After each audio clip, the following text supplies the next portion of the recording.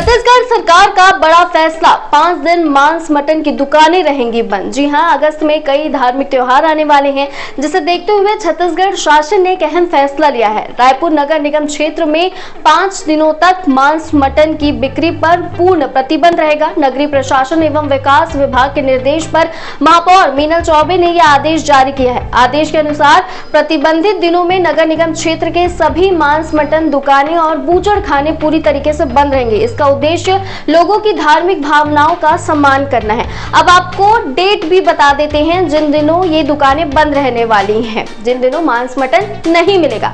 15 अगस्त यानी स्वतंत्रता दिवस, 16 अगस्त कृष्ण जन्माष्टमी, 19 अगस्त पर्युषण पर्व का पहला दिन, 26 अगस्त गणेश चतुर्थी और 27 अगस्त पर्युषण पर्व का आखिरी दिन। तो आप भी इन तारीखों को नोट कर लें ताकि आप नियमों का उल्लंघन करने से बचे रहें। और ऐसे लेटेस्ट अपडेट्स के लिए वयम छत्तीसगढ़ को सब्सक्राइब करना ना भूलें।